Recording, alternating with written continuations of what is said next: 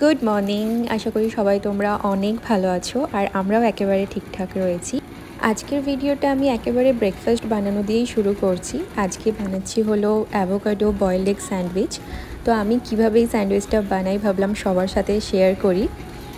চলো প্রথমেই অ্যাভোকাডোটা কেটে নিই। অ্যাভোকাডোটা আমি যতক্ষণ রেডি করছি ততক্ষণে কিন্তু এখানে আমি দুটো ডিমকে সেদ্ধ করতে বসিয়ে দিয়েছি, ওটা ওইদিকে সেদ্ধ হচ্ছে আর ততক্ষণে আমি এটাকে রেডি করে নিই।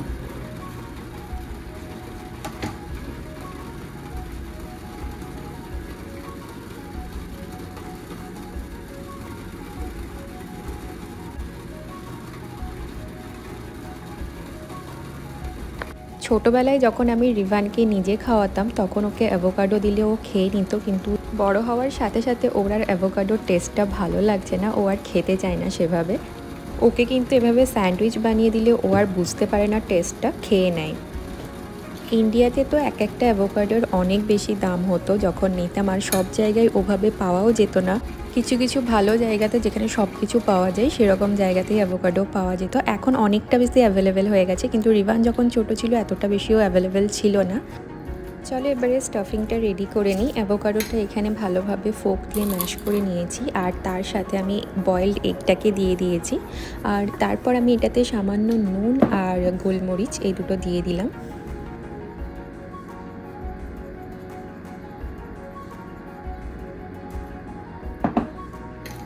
এরপর সবটাকে কিন্তু এভাবে ভালোভাবে মিশিয়ে নিচ্ছি এখন। ব্যাস এখানে রেডি। এরপর কিন্তু আমি এভাবে ব্রেডের মধ্যে দিয়ে ভালোভাবে এটাকে স্প্রেড করে দেবো।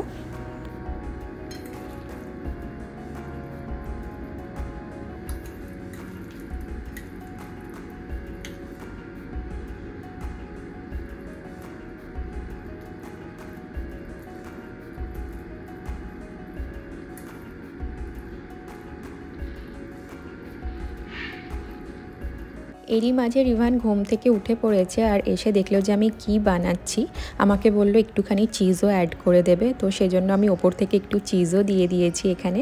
তো আমাদের তিনজনের জন্য 3টে স্যান্ডউইচ রেডি করে নিয়েছি। এবার এটাকে গ্রিল করে নেব।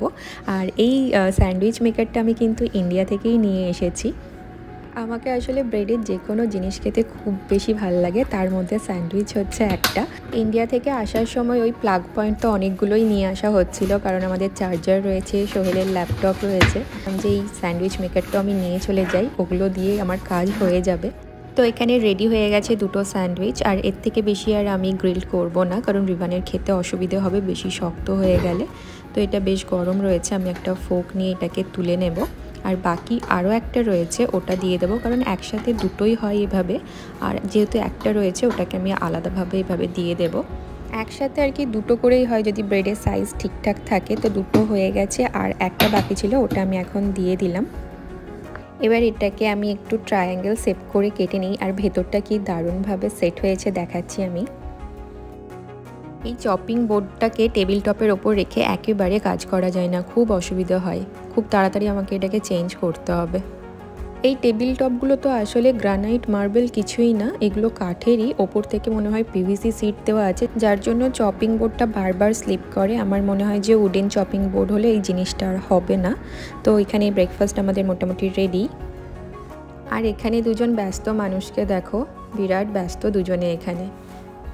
চলো এরপর ব্রেকফাস্টটা করে নিই। আর এই স্যান্ডউইচটা খেতে কিন্তু খুব সুন্দর হয়, আর বানাতেও বেশিক্ষণ সময় লাগে না, ওই 15 থেকে 20 মিনিটের মতো সময় লাগে। একবার কিন্তু বানিয়ে খেয়ে দেখো, বেশ সুন্দর লাগবে। Grill sandwich, grill sandwich, grill sandwich, হ্যাঁ।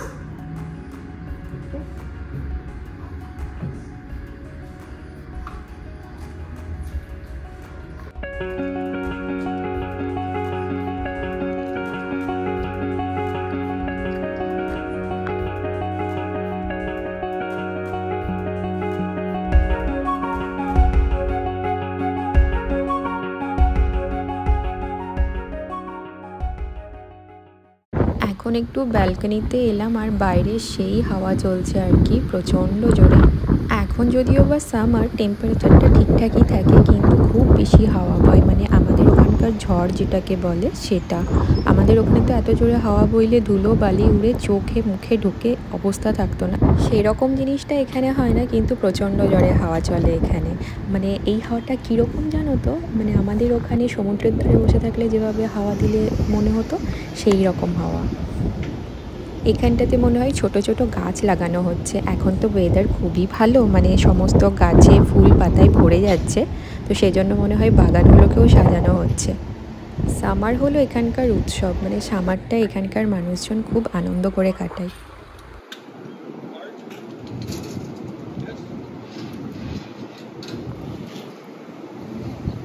এখানে মনে হয় বিল্ডিংয়ের কারোর কোনো পার্সেল এসেছে, সেটা এখানে নামাচ্ছে এখন।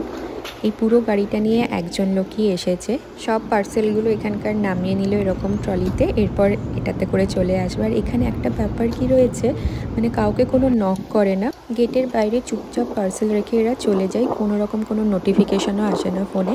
মানে যেখান থেকে আমরা অর্ডার প্লেস করেছিলাম সেখানে গিয়ে দেখতে হয় যে ডেলিভারি হয়েছে কিনা।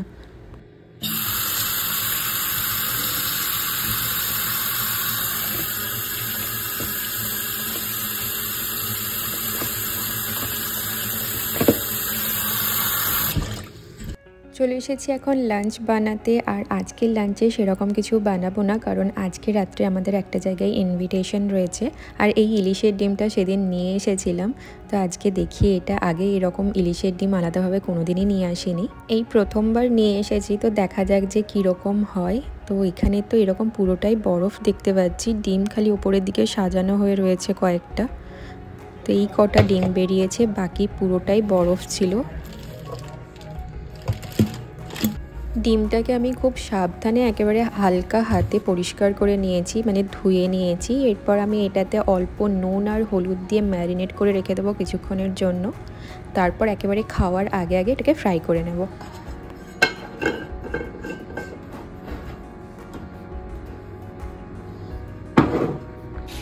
আর কয়েকটা ইলিশ মাছও ছিল, ওটা দিয়ে আমি এখানে সর্ষে ইলিশ বানিয়ে নিয়েছি একটুখানি। ওদিকে রাইসটা বসিয়ে দিয়েছি। আর ইলিশ মাছ তো রিভান খাবে না, সেজন্য রিভানের জন্য এখানে একটু চিকেন ফ্রাই করে নিচ্ছি। এপাশে ডিমটা কিছুক্ষণ ম্যারিনেট করা থাক, এটা পরে ফ্রাই করব। আর আজকে একটু আলু মাখা খেতে ইচ্ছে হয়েছে, সেজন্য আমি এখানে দুটো আলুকে মাইক্রোওভেনে সেদ্ধ করে নিয়েছিলাম।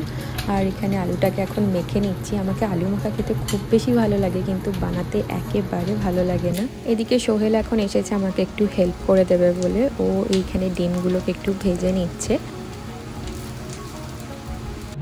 এই হচ্ছে আমাদের আজকের লাঞ্চ। আর স্যার এখনও টেবিলে এসে পৌঁছয়নি, তার দুটো চশমা আর ফোন কিন্তু টেবিল পর্যন্ত পৌঁছে গেছে।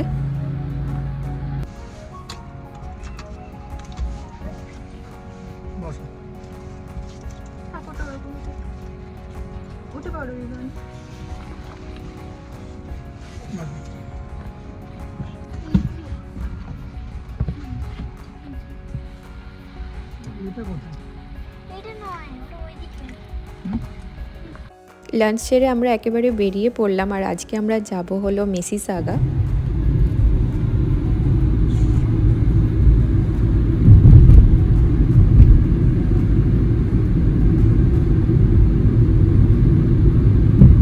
আসলে আজকে রয়েছে একজন পুচকের বার্থডে, আর ওর বার্থডের জন্যই আমরা এসেছি ওর জন্য কিছু একটা নিতে। পরশুদিন আবারও দুজনের বার্থডে রয়েছে, আবারও আমাদেরকে মিসিসাগা যেতে হবে, সেজন্য সবার একসাথেই আমরা নিয়ে নিলাম এখান থেকে।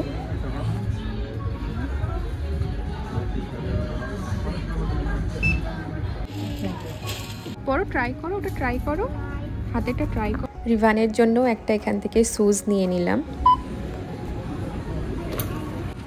আজকে আমরা একটা এত পুচকা গাড়ি পেয়েছি যে ওকে খুঁজে পাচ্ছিলাম না কোথায়। চলো রিভান, ওঠো ওঠো ওঠো। এখন প্রায় 8টা বাজতে যাই, আর বাইরে কতটা আলো হয়ে রয়েছে একবার দেখো। এই সময়টা কিন্তু আস্তে আস্তে বাড়তে থাকবে। শুনেছি ওই 9টা-10টার সময় তো নাকি এরকমই আলো হয়ে থাকবে পরের দিকে। তো আমাদের অনেক কিছু এখন নতুন জিনিস দেখার বাকি রয়েছে, সেগুলো সবই আমরা এক এক করে দেখব, আর সবটাই তোমাদের সাথে শেয়ার করারও চেষ্টা করব।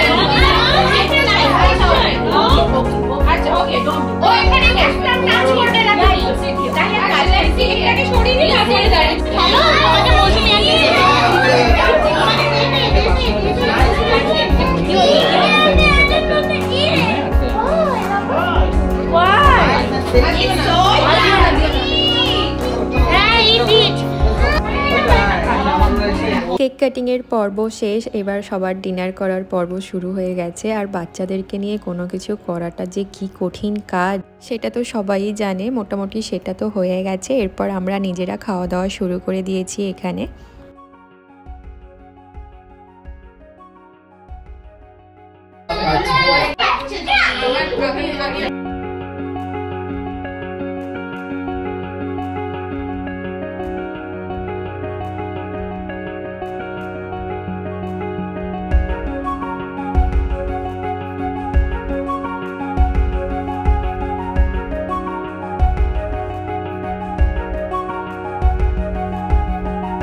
এখানে সব পুচকেগুলোকে একসাথে দাঁড় করিয়ে সবার একসাথে একটা ফটো নেওয়ার চেষ্টা চলছে।